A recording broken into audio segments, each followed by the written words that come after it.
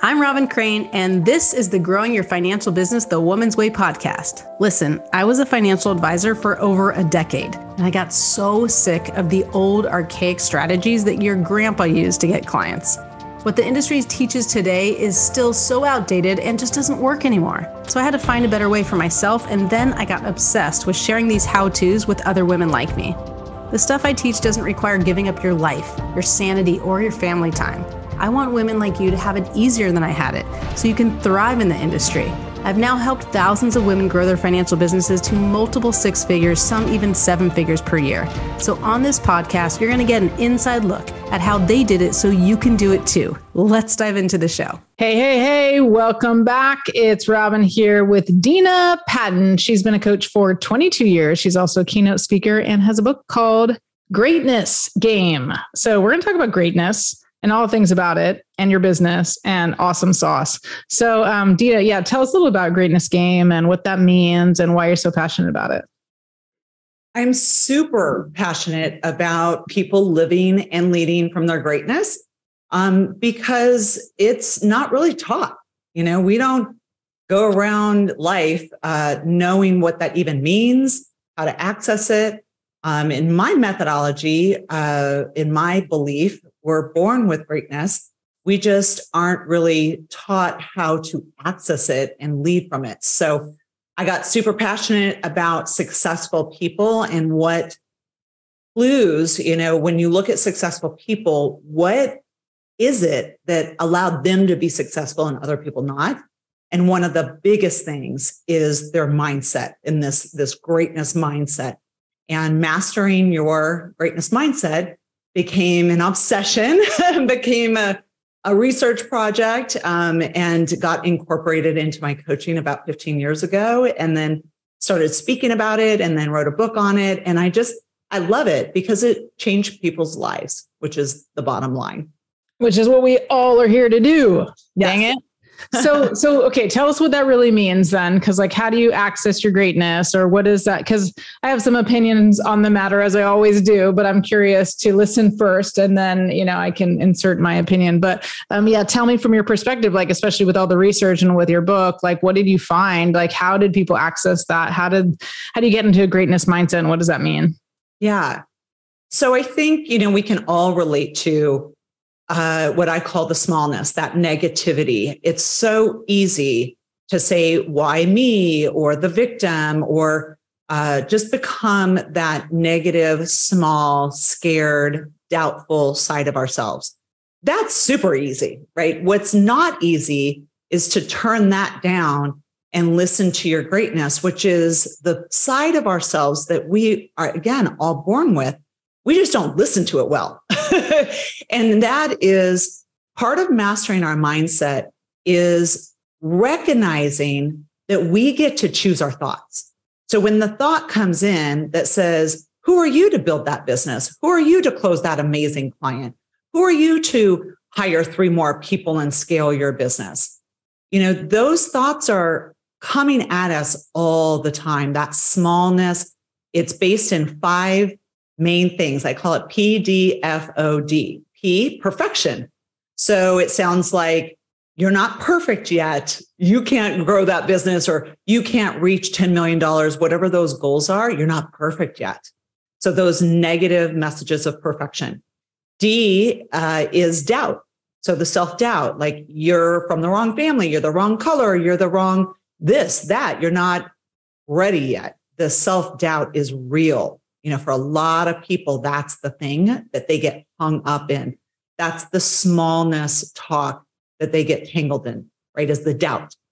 F, PDF, F is fear, right? Fear of failure, fear of success, fear of judgment. Can we just talk about fear of judgment is real? You put a book out, you put a business out, you start speaking, you start rising up in your greatness and your leadership. It's very vulnerable. And, that smallness is going to say, that doesn't feel good because it's uncomfortable. You got to work through being uncomfortable.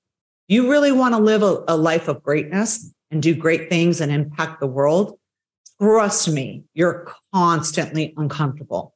So that's a big one. So PDF, and then O is overwhelm. Overwhelm is real, right? Especially for entrepreneurs. If you own a business, overwhelm is something you're battling every day that you can get really tangled up in. And then all of a sudden 2 years go by and 5 years go by, and all those goals that you've had, aren't happening because you're just tangled up in the overwhelm. And then the last D is distraction. That's an easy one, especially in these days. It's really easy just to get distracted. So those are the 5 that I found in my research of greatness that, why are people getting so, especially entrepreneurs and leaders, these people who have big goals, big dreams, but yet they get totally derailed and disempowered by this smallness mindset. And I really dove into that research and that inquiry about why. And once we know why, it's like, say, if you have a broken car, if you don't know why it's not running, how are you going to fix it? How are you going to transform it? Right? We've got to know, why am I getting derailed? It's probably one of those 5 things. And then we can start to, once we have it identified, now we can start to say, oh, I get derailed by self-doubt. And you can start working on the self-doubt and listening to the greatness mindset instead of the smallness mindset. Awesome. Love all that.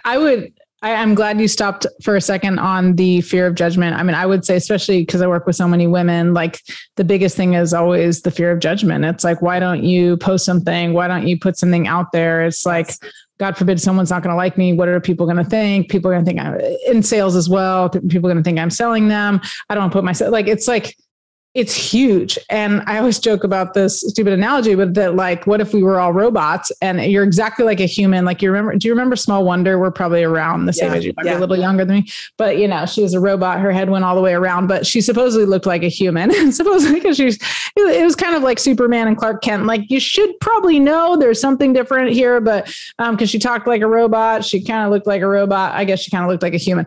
But anyway, it's like, if we imagine like we're like this girl or this, this person who it's really a robot. You have every human quality except that you don't have the fear of judgment. Like, imagine what your life would be like. Imagine what your business would be like. Imagine how much money you would make, because so much of where we get the doubt, where we get the perfectionism, where we get the fear. I went in a different order, but P, F, D, I know I got some of them, O, and some of them are in there. It's like P, no, I forget what it is, but I should have written it down. But when we get those things, it actually comes down to, even the overwhelm maybe, but like comes down to this fear of judgment. Like, I'm actually like, I don't want people to think this of me. And we're not conscious of it all the time. Right. But if we, like my husband, he doesn't really care what people think. Now, sometimes it does affect him, and I see it and I'm like, holy crap, who are you, honey? Like, you actually are affected by this. Like, his mom said something not so nice to him over the winter break last year. And he's like, I can't believe how affected by this I am. Because usually someone doesn't, say something nice or he gets negative comments. He doesn't give a crap. He's like, that's their issues. Like, he can totally just put it back on them. Yeah. But for me, even if I know I'm right, which is not a good place to be to think you're right, but even if I know like it's their shit, it's their stuff, like I know it's like not a real, projection to me, it's a projection of them. I'm like, oh, it doesn't feel good. Yes. And then I feel like I don't want people not to like me. I want to be loved. Right. Yeah, it's tough. So I want to address this because you've just hit one of the biggest things that I see. And here's the thing, at the end of the day, I'm about pulling purpose and greatness out of people so that they do epic things with their lives. And we can't get to that place when we're tangled up in smallness. And this is why I stopped there. It is the biggest thing. The people do not like being judged. But here's the good and bad news: whatever you do, you're always being judged. Every single thing you do, we are being judged online, offline. I get up on a keynote speech. I actually address it in a humor way of saying, in the first 2 minutes, I always say, You've already judged me of what I'm wearing and what my voice is like and what my slides look like, right? Now that we're past that, let me get started, right? I'm here to transform your life. And I only got 20 minutes, right? I just like nip it because it's real. The second you start to stand on stages, whether it's online, offline, social media, in your business, in your industry, it is vulnerable. But here's the coaching that I would love to give to people is, one, allow yourself to fail forward, right? Everything is learning. So if a post didn't land or you didn't do that speech just perfect, however you wanted it to go or whatever, everything is about forward, about learning. You've got to take it for the next thing. So it's all about lessons. But here's the bigger lesson, the bigger coaching in it is this. When you know your brand, what you stand for, your vision, your values, what your branding and what your brand stands for in your business and you, here's the thing. You're going to attract the people who love that, right? When I get up on a keynote speech stage, I'm very rigorous. I am there to transform lives. So I say, I know you think I'm going to give a speech, but I'm here to transform your lives. And I only have 20 minutes to do it, right? Let's get started. And I'm a very rigorous, let's get on with this greatness game. I want to pull them to their greatness and give them value. And they walk out going, oh my gosh, that was the best thing ever, right? But I can't do that if I'm in a smallness story. I hope every one of them likes me. And I hope this is a really nice speech, right? Screw that. I'm not playing that game, right? I'm there. If I flew across the country to that association's conference, I'm there to change their lives. So and that's who I am as a coach. I'm very much about loving on my clients, but I'm very rigorous around pulling them to their purpose and their greatness. So I would say this, whoever you are authentically, your brand has to represent you authentically. And then you don't apologize for that. And what I mean by that is when you do write your book or you're speaking or you're just networking, be your authentic self. Authenticity is our biggest currency because people who are meant to work with you are going to love it. They're like, oh my gosh, she's I got to work with her. I got to work with him, right? It draws people. Here's the bad news for you, not for me. For me, I think this is good news. It repels the people that don't like you, don't like that thing. See, in my marketing, I want to repel just as many people that I want to attract. And when you start to believe that that is okay, your business will quadruple because you stop playing the smallness game that's like me, understand me, be nice. That's a smallness game. It just is. Absolutely. Yeah. I mean, I'm all about that. I mean, I talk all about this all the time how that I'm willing to put myself out there. I'm willing to not be liked for the sake of transformation. And I feel like it's an indicator of success. It's like when you start getting negative comments, it is an indicator of success. When you get people, I remember I did this keynote for the Women Advisor Summit and they're like, we wanted to send you all the feedback because we didn't want it just to send you the positive feedback, so you can see.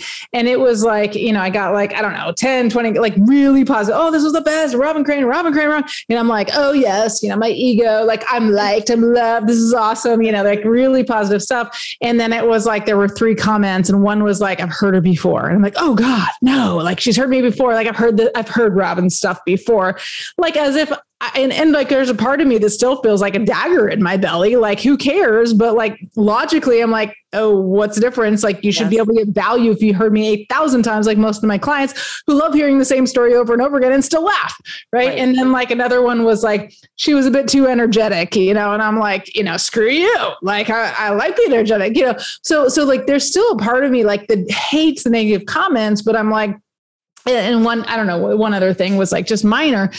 And I was like, it still stings. It still Yes. stings, but I know that's an indicator of success and I never let it stop me. So Yes. it doesn't mean that you like start to have the shield, like it doesn't hurt your feelings. It doesn't make you feel like you really are a robot. It's just that you know that that actually means you're changing lives. Because if I don't do like what you said, you said the word rigorous, like if I don't stand on the edge and push your buttons a little bit and try to nudge you to your greatness and to becoming the best version of yourself. And then if I play it safe, then more people might like me, but fewer people will love me and very few people will move, change, and transform their lives. That's right. So like, I'd rather get 10 people in the room to completely transform their lives, have everything they want, and have, 80 people be like, okay, she's a little too much for me. This is not my style. This is not my thing. I don't even like her. I'm like, cool.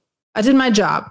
Does it feel good when they say negative shit? Not really, but like I choose to focus on the transformation versus focus on the fact that I'm not perfect. And it doesn't even matter because you can be the most quote unquote perfect person in the world and you're never perfect for everyone. Correct. So like knowing who you are and who you're not, and then willing to not be liked. Love that. I love that. And it's playing a greatness game. You are in your purpose and in your gifts. And I believe purpose and gifts belong out in the world, right? We don't want to just hoard them in our own home. I'm like, get it out there. And it is vulnerable, but I choose to be uncomfortable. I choose to support people being uncomfortable and being unapologetic around your brand, around your stand, around your gifts, around your values. And when you start playing that game and you start seeing the results of that game, because they're drastically different than playing that smallness game of, I hope I do a really nice speech and everybody likes me, right? So here's the thing the conversion of that is, when you network and you speak and you're getting yourself out in the world in your unapologetic greatness and values and all that. What that does is it attracts people who love that. The attraction is deeper, right? So people are like, oh my gosh, he's the one I've been wanting to, or she's the one that I've been waiting to, work with. So the attraction is deeper and that converts, all day long, right? So when there's a deep, just think of yourself when you are, watching an expert or a vendor, someone, and you're like, oh my gosh, I love him. I have to, hire him to do whatever, paint my house. It doesn't matter what it is, but you are super attracted to that person and you want to work with them. And then the other side is it repels the people that don't want to work with you. So repelling and attracting is what marketing and branding is about. And if you don't understand that, you're in the game of like, I work with everybody and I want everybody to like me. So. Yeah. And one of my coaches, she's a prosperity coach, and she's like, there's always, I think it's called the law of paradox, but like, there's always two sides. Like, and people like to look at one or the other. Like, it's like you can't have greatness without having failure. You can't have, attraction without repelling people. You can't have, like all these, like just everything working out all the time without having the struggles, because the struggles are what make you great so that you're able to attract the things you want. And understanding that it's all like just a flip of the coin. It's like, oh, cool. Like, do you want, it's kind of like, you can be rich or you can be right. Yeah. Like so many of us, especially women, and I am definitely guilty of this. I'm working on it, but like, have this tendency to want to be right, and it's like, you can be right or you can be in love. Like, okay, well, I'd rather be in love in theory, but then how come I get in fights with my husband? And what it ends up being, it's more about me being right. The same thing with money. It's like, we're like compelled to want to be right, and this need to be right, and this need to be right or not wanting to be wrong. It goes back to that fear of judgment. And what are people going to think? And what does that look like for me? But it's like, well, okay, well, do people say, I want to make $10,000 a month? And I'm like, okay, you willing to do what it takes, baby? Like, you willing to not be liked, or do you want to be liked and be broke? If you want to be liked, you can be broke. If you want to be rich, you can go be loved and have people like followers and people loving you and raving about you, and then have some haters. I don't actually think it's equal. Like, I don't think you're going to attract and repel the same amount. I think you said that, but it's like, I bet you don't repel as many people as you attract. I bet you repel more people than you attract. Like, you look at like the YouTube videos that have the most views, that are like millions and millions of views, you'll see like 25,000 positive comments and 1,000 negative comments, right? But everybody weights the negative comments like 25 times as the positive, because that's where human beings, it's like we want to suffer or something. And you're like, let me look at my negative comments. I never had 1,000 negative comments because I never had 25,000 positive comments. Like that typically would be the tendency of kind of like, I just want to know. And yeah, you want to learn, but it's almost just like to put you in this suffering, you know? Right. But I think the tendency is like, if you're willing to not have to be right, you're willing to put yourself out there, you're willing to be wrong, you're willing to not have to be loved all the time by everybody, you'll be loved by so many more people, because you're doing it for transformation, not just doing it for your ego. And like the ego is like always getting in the way. Like, it's really, really hard to not like be like driven by your ego. But I think that realization of, well, am I here for impact, or am I here, to be liked? It's like, I'll choose impact every time. Right. When we logically think we have to choose that, then it starts to get that awareness really helps to just be like, okay, cool. Bring the haters, baby. Bring on the haters. Like, that means that I'm on my way to success. And I'm transforming more lives. 100%. Let's bring on the haters. Right. And, something that's really important to me I got from my mother is philanthropy. I actually own my own nonprofit. I've always been involved with charities and philanthropy that moved my heart. And I was keynote speaking. This is, probably 10 years ago. And this guy came up to me afterwards and he said, I don't know how you did it, but it was such a powerful speech around, it was business systems. And I was there to, talk about business systems, but yet you wove in this beautiful story about philanthropy and how philanthropy is braided into my business, right? It went on to, he said, he was a financial planner, and he said, philanthropy is really, really important to me, and that's why it resonated with me, but I'm really scared to talk to my clients about giving and philanthropy. So I avoid it. And you just gave me, I always saw it as an or, like you have to be about financial planning and wealth building or philanthropy. And he said, I love it. It's authentic to me. And it's such a disconnect that I don't stand for this. And that I'm not sharing this with my clients. And I'll tell you that he worked with me and we found, everybody has to find their way of bringing things into their business, but he added it to his values. Philanthropy and giving was part of his values. And then he started putting it into his client conversations and in a very authentic way so that they can choose, right? This is about giving people, you can bring something up. It's not about forcing them.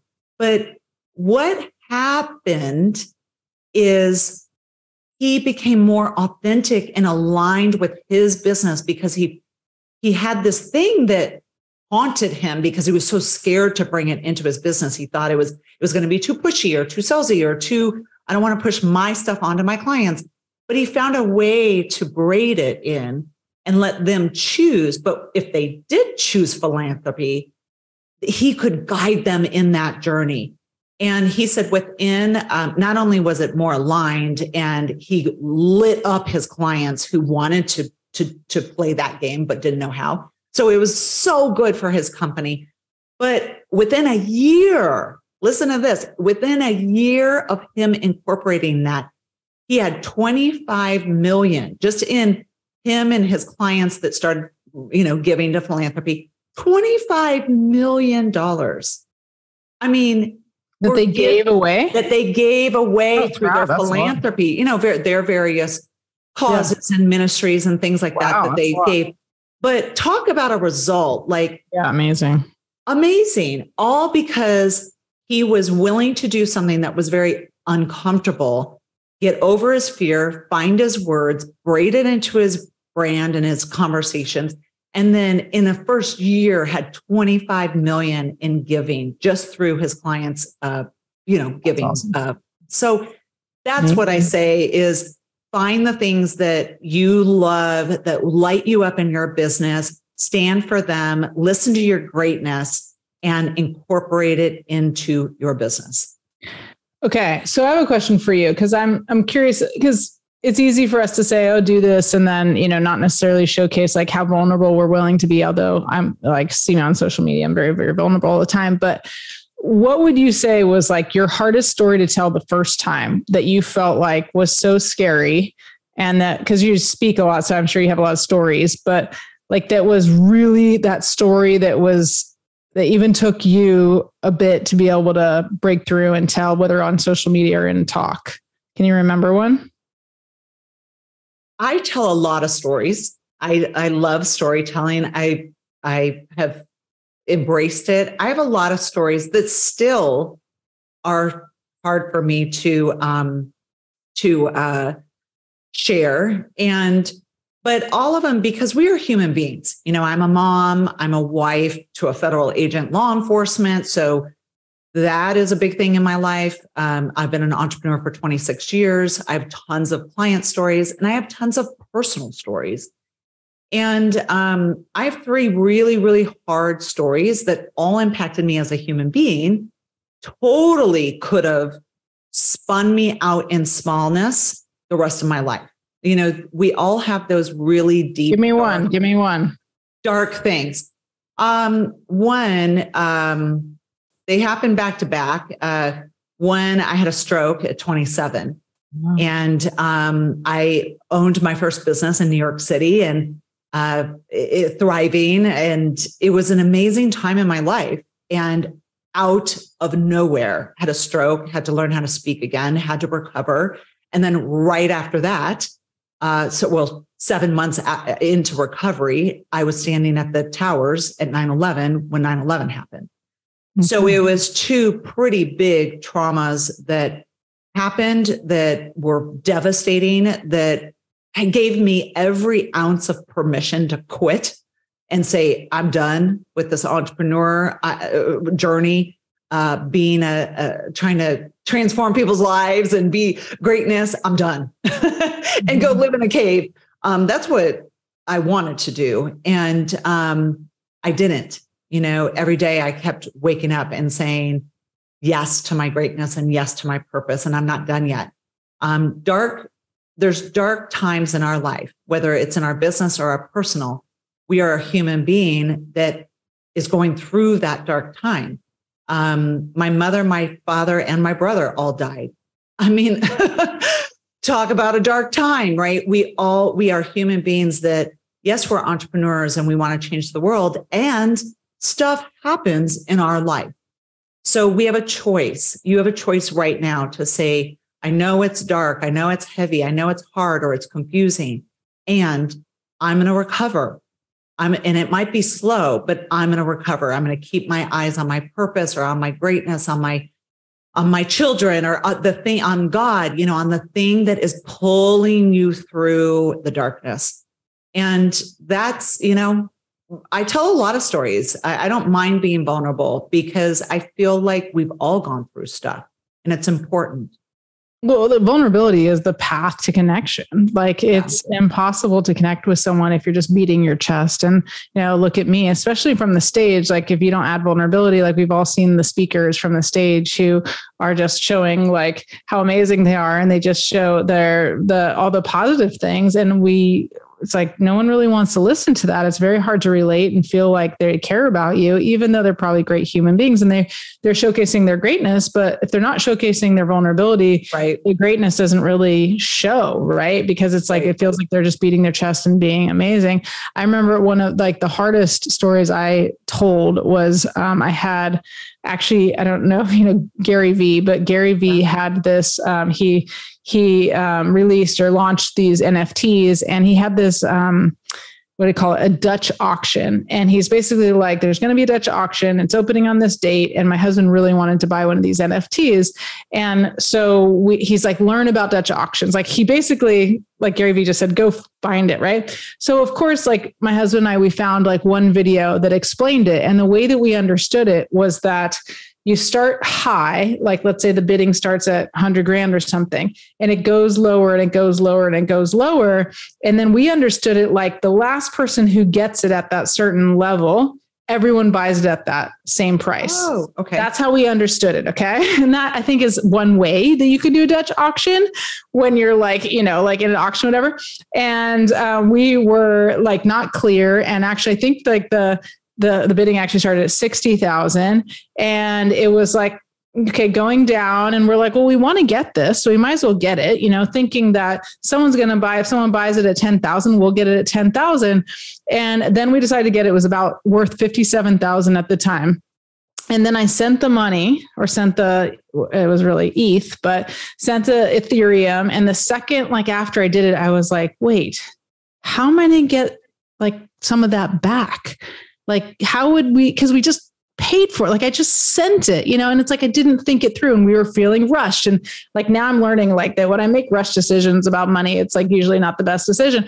But I just, like the second I did it and we were like, got in bed, like within an hour. And I was like, honey, are you sure we did that right? Honey. And I like had this huge pit in my stomach and I was like, oh my God. Like this, there's something not right. And like, he actually sent Gary Vee a message and said, like, did we do this right? Like on social media, like Gary's pretty willing to, like, he's accessible and whatnot. And he's like, sorry, brother, like you didn't get it.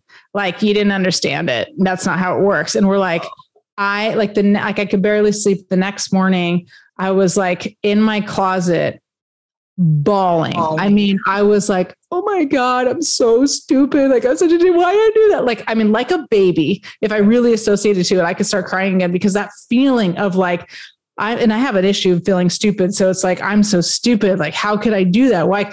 I'm a CFP, you know, and to actually tell financial advisors when my background as a certified financial planner, and I was in the industry for a decade, and now I teach financial advisors to grow their business. I'm like, what a freaking idiot. Like, how could I be so dumb? I'm like beating myself up like with a huge, heavy boulder, practically like smashing my head, you know, figuratively. And so I took out my phone. And in my closet, I got on social media and I was like a little baby crying. And I was like, oh my God, I feel so stupid. Like I just made this mistake. And I could have spent $15,000 on something. Instead, I spent almost $60,000. And I feel like I lost $45,000 because I made such a dumb decision. Right. And I just made this video, like, because it was the scariest thing I could possibly think of sharing to potential clients, prospects who I would imagine could they judge me anymore? Like, how could I be so dumb as like someone who's supposed to be their coach? And I'm like, that's when I know I have to share it. And like, the thing is that I've learned over the years, like, just like you're talking about greatness, is like, the more I share those things, then the scariest moments of my life, the more like I might get someone who's like, I would never work with her, who would make such a dumb decision. But more often than not, I get the people, like it gains the trust. And it's like, if she's willing to tell me that she's made those mistakes and she still stands her ground, that yes, I have value, even though I've made horrible mistakes when it comes to my money. And it wasn't the first time and it wasn't the last time. Yeah. But it's like, I'm willing to own it. And I got many, many people say, thank you for sharing. Thank you for sharing. And I can't tell you enough how many of my like high level clients are like, even when the time when my cash flow was bad, and I was sharing on podcasts like a few months ago, my cash flow was bad. Luckily, we got ahead of it now, but it's like sharing that stuff. And they're so grateful because it just gives them permission to make mistakes. Yes. So it's still like, I can't believe I shared it, but I'm like, that's when I know if I'm not stepping outside my comfort zone, if I'm not stretching, like who am I to ask someone new in the industry or even in the industry to do what I tell them to do? Cause like what I tell them to do that I don't think is scary anymore is like that. Right. You know, and so if I don't put my money where my mouth is, then I'm a jerk. Yeah, absolutely. And, every master was once a disaster. All the things that we have mastered in our life, whether it's a souffle or grilling or parenthood or money, we all are mastery around a lot of things. But you have to be willing to be a disaster in new things, right? And, entrepreneurship and marketing, branding. I have a lot of clients who are starting to podcast, or they're speaking now, or they just launched a book. That's a whole new level, new devil, right? But we have to remember, when we do things that are new or we take a risk, it's stretching our courage, right? It is vulnerable, but it's stretching our courage. The more we grow our courage, the more we can get to that master. But we have to be willing to be in the little bit of a disaster when we are doing something new, and giving yourself grace, elevation in your brand, elevation in your company, elevation in your leadership, elevation in your sales and marketing. And you're like, you know what? I want to add $100,000 to my sales this year, right? That's going to take mindset elevation, systems elevation, marketing elevation, and you're not going to do it perfectly. You're going to be maybe a little bit of a disaster, and then you're going to learn, you're going to fail forward, you're going to learn, you're going to fail forward. And then you're going to be like, oh my gosh, this is work. Wow, look at that. Ooh, look at this new client. Ooh, look at this new client. And then it's starting to work. And then boom, what's going to happen is you're going to have it mastered, and you're going to realize, ooh, this, and this really works. And this is what is really attracting my champagne clients, my wine clients. But having the grace to be a little bit of a disaster, to take that risk, to elevate your brand, elevate your company, elevate yourself. I am all about greatness leadership. Stop believing your smallness that says, oh, I only have to be a one person, firm, or 3-person, whatever the number is. No, you don't. You can, but if you have a calling for more, to impact more people, to have more income, more impact, put on your greatness, start listening to your greatness, turn down that smallness that keeps saying, filling you with fear and doubt, and start playing a greatness game. Play bigger things in your marketing, in your sales, in your branding, in your systems. And you're going to see your results reflect you. We never outsell our mindset. So much of business is mindset. And so whatever your mindset is, you're right. If you want to be right about my agency is only three people, that's the only thing that's the only thing I can do. You're right. If you say I'm at 3 people and I want to have, 2 juniors under me and then 3, CPAs, or, whatever it is, you're right. Go for whatever you have in your heart, and go for it. Play that game. Don't play to play to win. Awesome. I love it. And if you haven't listened to podcast or episode 92, Manifest Your Way to Success with Natalie Ledwell, I'd highly recommend going back through this it was back in October 12th, episode 92 here on growing your financial business the woman's way. Cause I think this goes hand in hand with what we're talking about, because once you're willing to step into your greatness, you're willing to believe it. Part of it is actually the belief allows you to manifest. 100%. Yes. I think you'll love that. Tell them where to find you, Dena. This has been awesome. Yeah. My website is the easiest, denapatton.com, DenaPatton.com. Would love to, my book's there, hop on a call if I can serve you, and just learn about my services there. Awesome. Well, thank you all for listening. Thanks again for joining us on this podcast, and we will see you next time. Thanks so much. Bye.